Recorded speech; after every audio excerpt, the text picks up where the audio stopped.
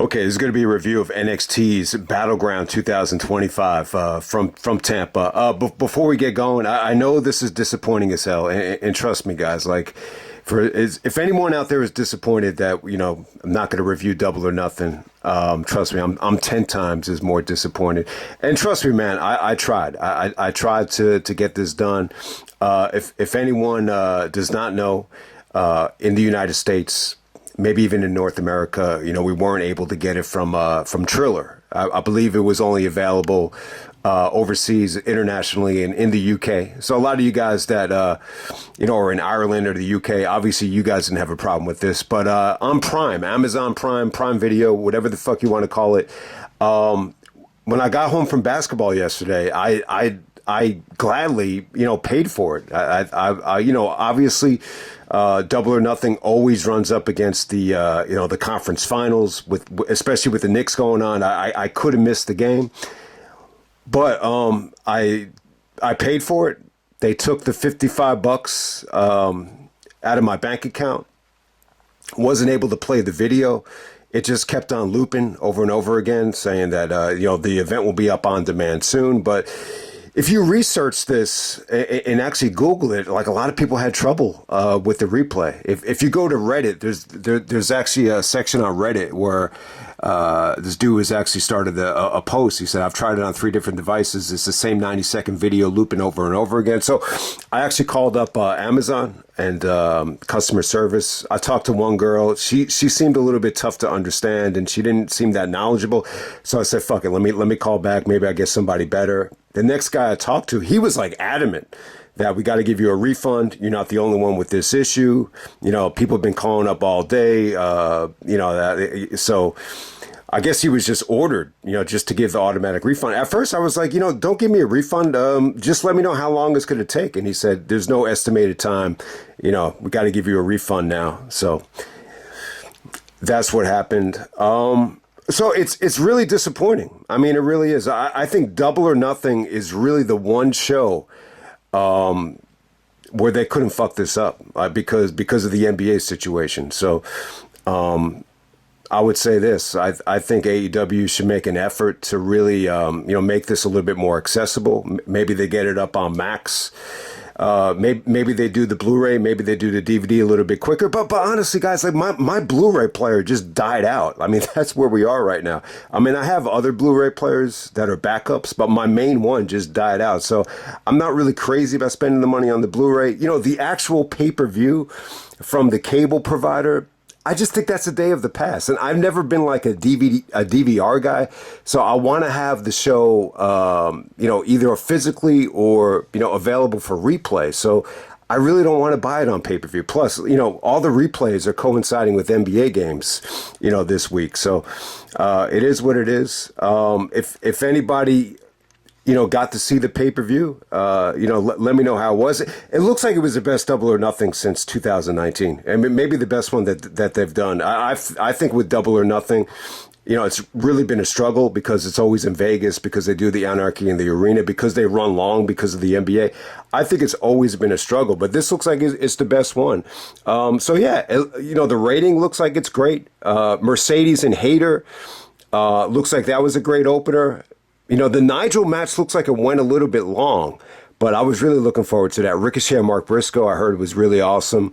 Then you have the Hurt Syndicate match. Okada and Mike Bailey was a nice little surprise. Tony Storm and Shirakawa, the rematch from Forbidden Door, that looks like it was solid. The Anarchy in the arena, you knew that was going to be awesome. So, that looks like it delivered. They did a Callis Family 6-man tag. That was kind of a buffer match. And then they have the main event. They have Hangman going over Ospreay in the finals. I'm sure it was an incredible match. You know what, man? Unpredictable, though. I think, if anyone's disappointed that Ospreay did not win, I totally understand it. And the word layup, I think that's a perfect word. Ospreay versus Mox at All In. Why not? But hey, Hangman Page. Let's face it. All In is going to be in Texas. I think Hangman definitely, is going to appeal to the masses. in Texas. Texas is like I don't know how familiar people are with the United States, but the United States is weird. It really is. New York is very different. The Midwest, Chicago is very different. The South is very different. The West Coast has its own style. Very similar. I mean, look. It's just the way it is. I think Tony Khan is just looking at this thing like, Hangman is the biggest draw for All In. So I don't think Hangman's going to win at All In. I just think they're going to save the big Ospreay moment for Forbidden Door. I really think they will. So I'm looking forward to that. I don't think this is the end of Ospreay or the end of the world. I know some people were a little bit frustrated by it. Yeah, and AEW has been good this year. I think it's been really, really good. I think this is the one year where you can't really argue it. It's been the better product than WWE, at least with the last couple of months. I think the build up to Double or Nothing was actually pretty dope. But I apologize if you're here for the NXT review. But yeah. So if you got to see Double or Nothing, let me know how it went. Anytime you miss these AEW shows, I mean, it's always frustrating. So I remember with All Out 2023, I missed that review, and I know some people were disappointed that I didn't cover it, but let me know if anyone else had it. I'm sure most of you guys, watch this show live. So if you did order it on Amazon or ordered it on pay-per-view, you probably would have been fine. But they just had an issue with the on-demand stuff. I'm just in favor of this. Like I just don't think you make the move unless you're 100% sure that, Amazon Prime had the capability to not fuck this up. I love having that Triller option, but, with Prime, giving AEW all this money, you knew that this was going to be a problem eventually, and it was a problem to, with Double or Nothing. But hey, man, we're going to move on to NXT.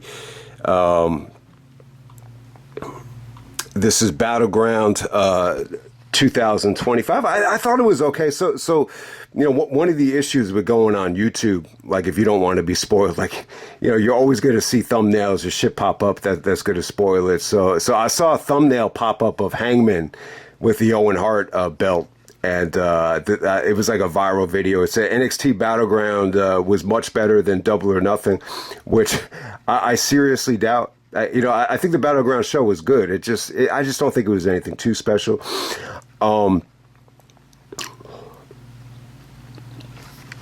So let's get right down to it, man. With NXT Battleground, the first match of the night, you had Ruca defending the belt against Kelani Jordynne. This is for the NXT Women's North American Championship.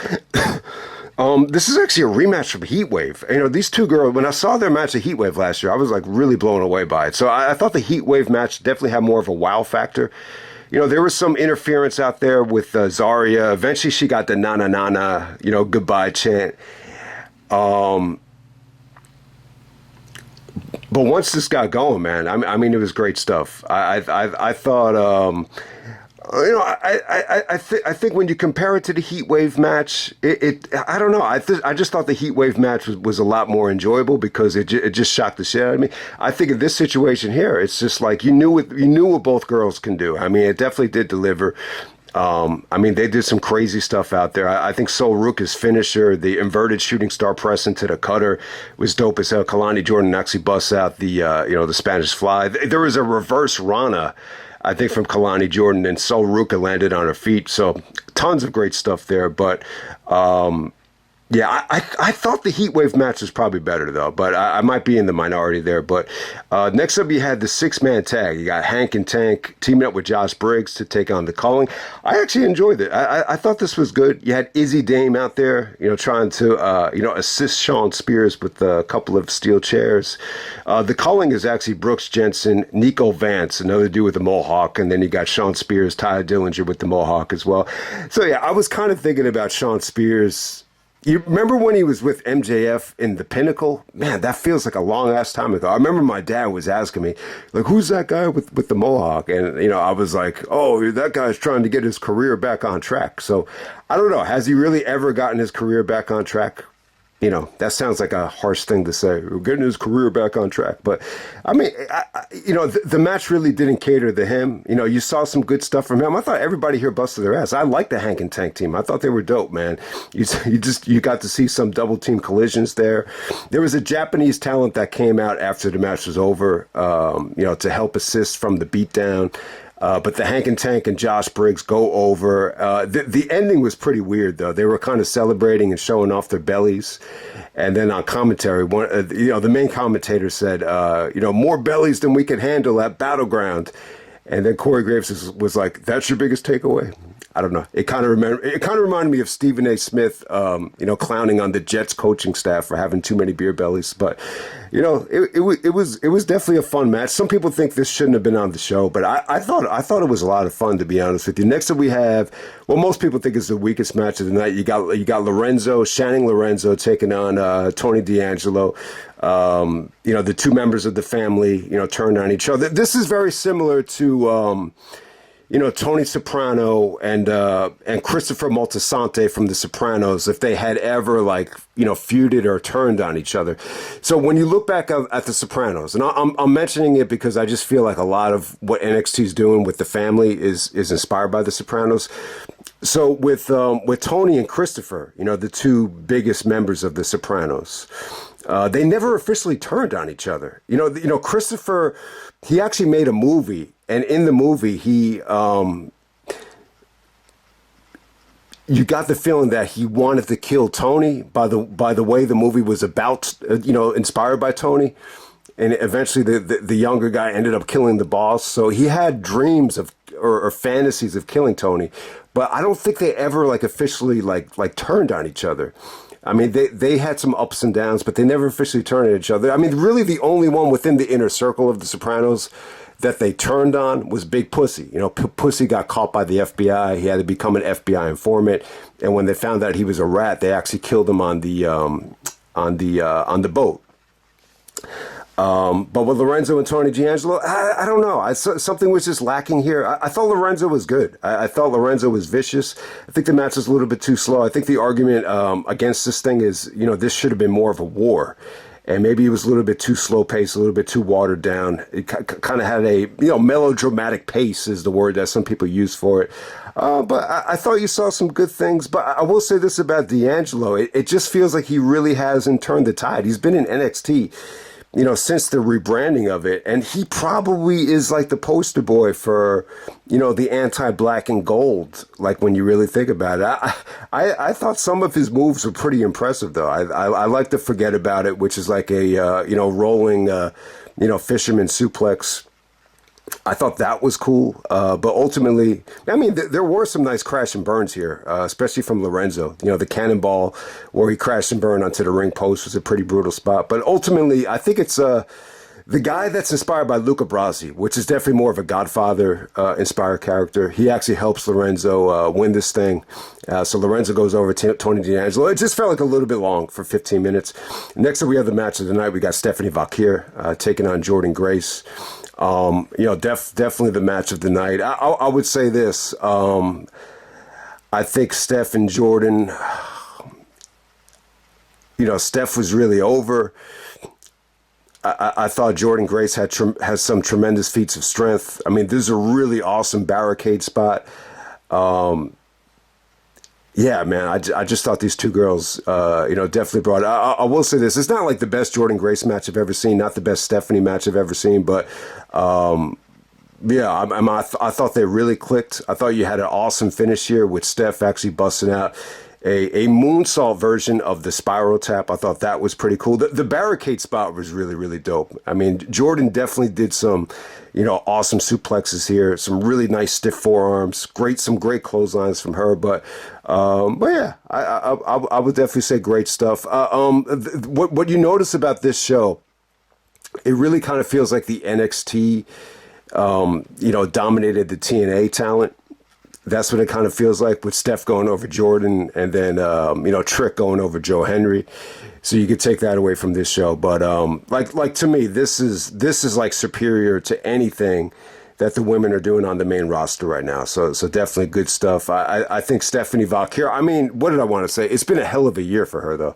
think about it. We're not even a year removed, from when she was facing Mercedes at Forbidden Door, where she really won the fans over. So it's been a hell of a ride. She's just so fun to watch. Visually, she's fun to look at. She does some really cool stuff in the ring. The Skull Crusher spot where Jordynne actually went out of the ring while it was locked in to counter it. I thought that was really cool. There was also an electric chair on the announce table after that counter. That was really, really cool. I knew I was forgetting something in the match, but yeah, definitely the match of the night though. But I think the important thing is I think both girls have definitely had better matches than this. So it was match of the night, but it's not the best match of their careers or anything like that.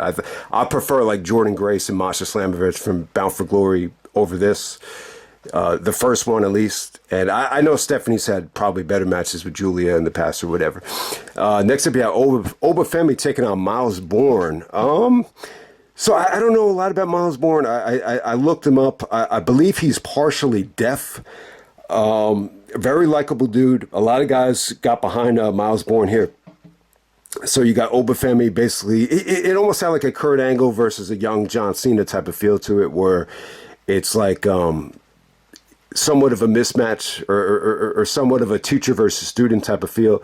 But if you haven't seen Miles Bourne yet, I actually had to watch this back twice, because the first time I was just I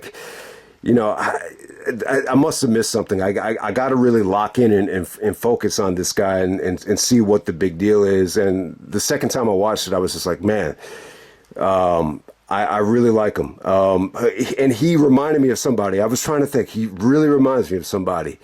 And if you listen to the crowd, I'm glad I watched it the second time, because there's a ton of RKO chants, and they even talk about it on commentary that, he's a big fan of Randy Orton. So yeah, he really does remind me of Randy Orton.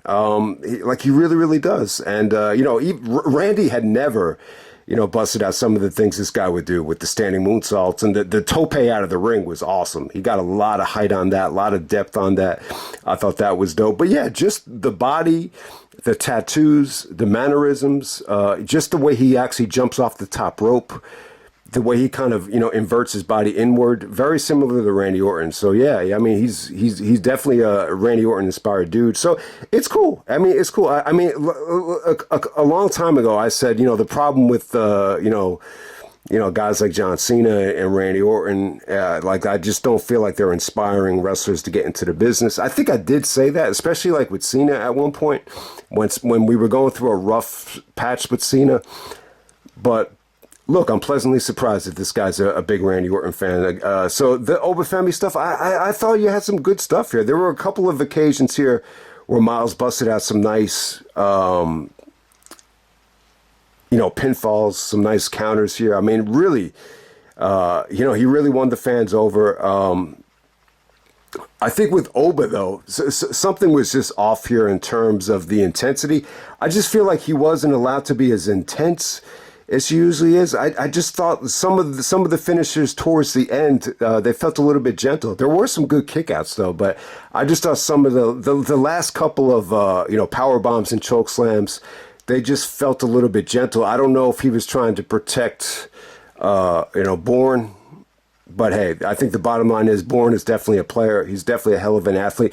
The hearing thing is definitely interesting. I think it's tough.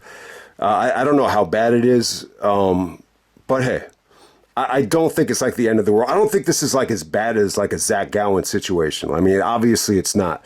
And listen, I have family members that have had severe ear damage. My dad from working too many weddings and bat mitzvahs and stuff like that. My uncle was a diver, and obviously that causes a lot of hearing damage.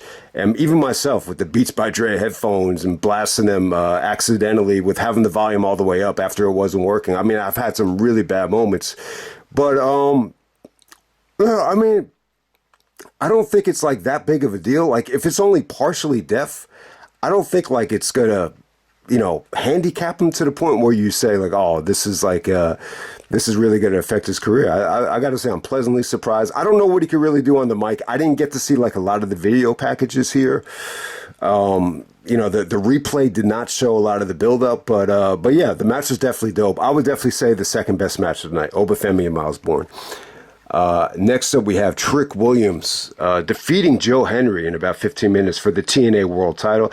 I thought the match was good. I thought it got off to a hot start. I thought the fans were hot as hell for Hendry, and the finish ended up being pretty good. I think the middle of the match definitely dragged a little bit. They definitely lost the crowd, like after the first, 5 minutes, I would say that. But then the ending stretch was pretty damn good. Trick actually brought the TNA belt into the ring. I think eventually he did like a flapjack on the TNA belt, and he was able to hit Hendry with the running knee to win the TNA title. Booker T's really a big fan of Trick. I think that's well documented at this point. But when Trick comes down to the ring, Booker T basically sings his theme music. He's like, yeah, oh yeah, whoop that Trick. And then when he did the spin-a-rooney, Booker T was like, yeah, give it to him, give it to him, give it to him. And he tried to do the spin-a-rooney. Didn't completely do it like Booker T. But yeah, I mean, look, there's a lot of similarities. I mean, Trick Williams winning the TNA title, I don't think this will excite anybody. I mean, we've seen Trick be the NXT champion on multiple occasions. I just think they're trying to make things a little bit interesting with TNA. I mean, really, it's the first time TNA has been defended in the WWE. And the TNA title has been defended on, Pro Wrestling Noah, Defy, a lot of different promotions. The TNA title has been defended at. So that's a good thing. You remember, Kurt Angle was the first TNA champion. Jarrett was mostly an NWA champion. But the bottom line is, I think it's good for the TNA brand, for the TNA belt to be defended. I still think, Joe Hendry as TNA champion going up against Randy at WrestleMania was a huge moment for TNA, even if the match is a little bit short. The bottom line is, if you're watching this with people, you actually explain to them what's TNA, who's this guy, and if that's huge for them. If you had to educate people about, why is this guy here and who is the TNA champion, I think that's a good thing for TNA. No matter how you look at it, no matter how short the match was. So, but yeah, I think the match was definitely fun. Hendry with his finisher, Trick has definitely gotten a lot better. There was definitely some good, near falls here. I would definitely say this was a good crowd. I would say this though. So they actually ran the TNA Under Siege show. They did the tag match with Elias. Elias was actually in the tag match. I think Frankie Kazarian was in it as well. They actually showed it for free on YouTube.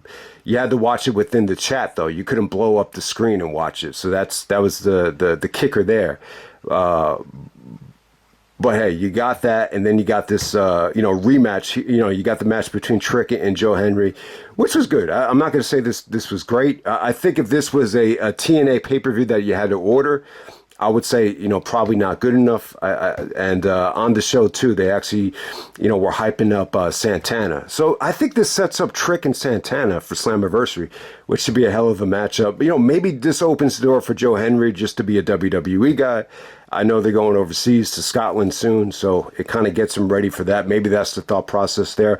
But yeah, let me just end the video by saying this about the NXT and the WWE stuff. Plus, they did some Ricky Stark stuff with Ethan Page, which is kicking off NXT on Tuesday night. So you could definitely look forward to that. I think if Ricky was on the show, it definitely would have helped the show. But yeah, they had a match at WrestleMania anyway, Ricky and Ethan Page. So I don't think you had to do it here. But hey, with NXT and WWE, or NXT and TNA, let me just say this. When you watch the show like this and you see the way Joe Hendry got squashed at WrestleMania, I think and they actually showed the TNA president, I can't even remember his name, but he looked kind of disgusted as the show was going off the air. I'm pretty sure that was done intentionally. But I would say this about, TNA and NXT. I just think there's a lot of positives and there is some negatives, but I think if the TNA pay-per-views get better, Like, you have access to a lot more talent. I think TNA will win. You know, it's not a war, but if TNA looks at this as, is it really helping us? The best way to look at it is this helping our pay-per-views, you know, generate more buys or generate more excitement? If they just put on better pay-per-views than what they've been putting on, it's definitely the right call. If the pay-per-views don't get better and they feel like they're handicapped and they feel like they're too, you know, political, where they can't have the freedom that they need to have, then it's just not working then for TNA. But I think it's too early to tell. It's just too early to tell. You know, Trick winning the TNA title, I don't think it. I don't think this should mean it's the end of the world. I think they wanted to spice things up and, you know, to be able to say, you know, NXT guy won the TNA title. You know, we need to step our game up. So I think that's the best way to look at it now. But yeah, the TNA pay-per-views just have to deliver. Slammiversary needs to be a good show. I mean, they got to present us a great card. And if the card looks like shit, I'm not going to buy it. But, you know, the key is, let's put on a great wrestling show with all this talent at their disposal. I think in terms of show quality, I think the relationship is definitely favoring NXT so far. And I think definitely when you look at a show like this, the NXT you know, stars are being booked to look stronger than the TNA stars. So that's what you could take away from that. But yeah, man, I mean, look, a disappointing weekend for me. You know, anytime you don't get the chance to see an AEW pay-per-view, it feels like a loss. It feels like I didn't do my job. It feels like I didn't go above and beyond. And, you know, maybe you could argue that, you know, why would you be putting basketball as a priority at this stage? It is what it is. But just going to end it there. You know, in terms of the Knicks, let me just say this. I thought that game one loss was embarrassing. I mean, look, if you're not invested in the Knicks, if you're not emotionally invested, it was probably one of the best games you would have ever seen. And it was funny. I mean, it was, some people would say it was even worse than the Reggie Miller nightmare. But hey, you know, I just thought it was an embarrassing loss. I mean, it really, really was. But hey, you know, the Knicks won game 3. It was a severe gut check in Indiana. I don't think the series is over yet. It looks like the OKC series might be over. I just think OKC is way too good offensively and defensively. So it looks like we're going to be getting OKC in the finals. And yeah, well, we'll see what happens with the Knicks and Pacers. It should be a hell of a ride, though. It should be a hell of a series. With the hockey, I know not too many people are hockey fans, but it looks like we might get a rematch of Edmonton and Florida. Florida is just on a tear right now. It looks like they'll win their series, and I think we're going to get a rematch. So if anyone cares about the hockey, we're going to be getting Edmonton and the Florida Panthers. And, you know, that series last year went 7 games. That was a great series. That went down to the wire. So I definitely be looking forward to that.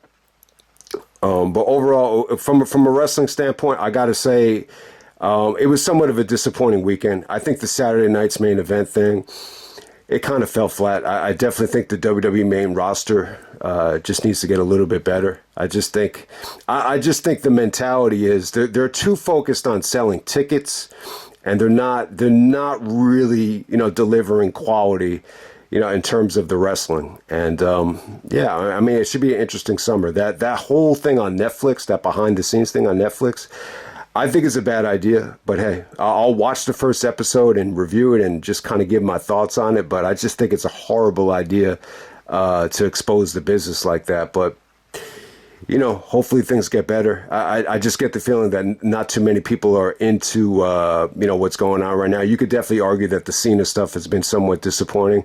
But let me end it right there. That's NXT Battleground 2025. And I apologize for anybody that was, you know, expecting an AEW, you know, review. But look, I tried. You know, the money was out of my bank account. I actually thought about just putting up a snapshot just to show you that I actually paid for the show.